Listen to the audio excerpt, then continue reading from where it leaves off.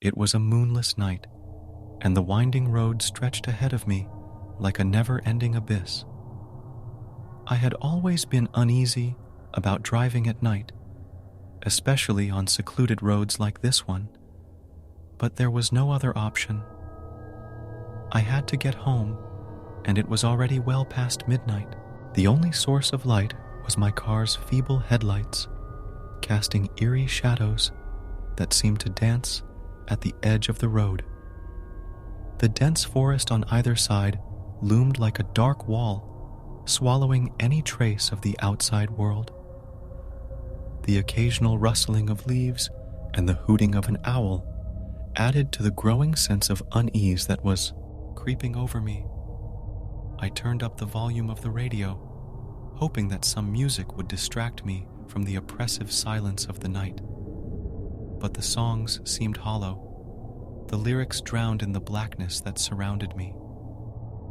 The road seemed to go on forever, each mile feeling like an eternity. As I continued down the desolate road, relentless, drawing nearer with each passing second, panic set in as I realized that there were no other cars on the road. It was just me and this unknown pursuer. I turned off the radio, trying to listen for any clues about what was happening. The sound of my own rapid breathing filled the car. The flickering light was now uncomfortably close, and I could see it more clearly. It was a pair of headlights, but they were dim and erratic, as though the vehicle was barely holding together. I swerved around a bend, my tires screeching against the asphalt, and the flickering lights disappeared from my rearview mirror. For a moment, I thought I had lost them, but as I rounded the corner, my heart sank. The headlights were now in front of me, illuminating a scene that sent shivers down my spine. A car, ancient and decrepit, was blocking the road. It looked like it had been abandoned for decades, covered in rust and decay. The flickering headlights were its only sign of life. My mind raced with fear, and I slammed on the brakes, screeching to a halt just inches from a collision. I stared at the dilapidated car in front of me, unable to comprehend how it had appeared so suddenly. There was no way it could have moved that fast. I was trapped, surrounded by darkness and the unknown. Panic surged through my veins as I realized there was no way to turn around or go back. Then, I heard it, a soft, eerie whisper, barely audible over the pounding of my heart. "Help me," it said, a haunting plea that seemed to come from the very shadows themselves. I strained my eyes, searching for the source of the voice, but there was no one in sight. In a desperate attempt to escape, I put my car in reverse and slammed my foot on the gas pedal. The tires squealed as I sped backward, away from the abandoned car. I was determined to get as far away from that place as possible. But as I backed away, the voice grew louder, more desperate. "Please help me," it pleaded, now sounding like a chorus of tormented souls. I couldn't tell where it was coming from, and it seemed to be coming from all around me, as if the very air itself was whispering.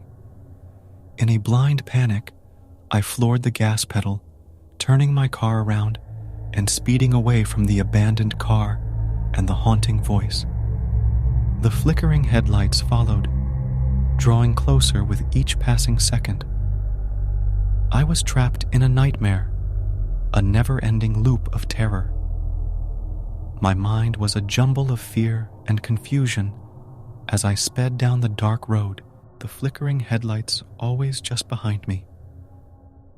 I didn't know where I was going, but I couldn't stop. I couldn't let whatever was chasing me catch up.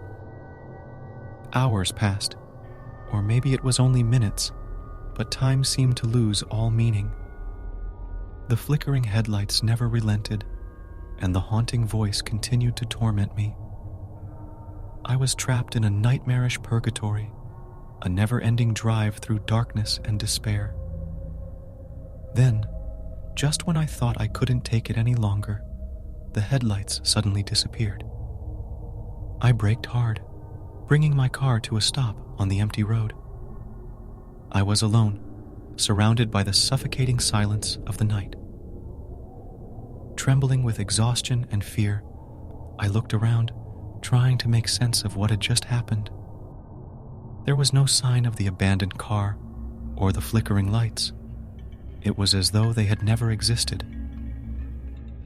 I took a deep, shaky breath and turned my car around, heading back the way I had come. The road was just a road again, and the forest was just a forest. There were no shadows, no haunting voices, no flickering lights.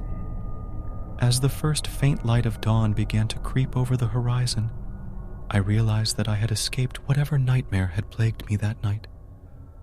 But the memory of that terrifying drive would haunt me forever, a reminder that sometimes the darkness hides more than just the unknown.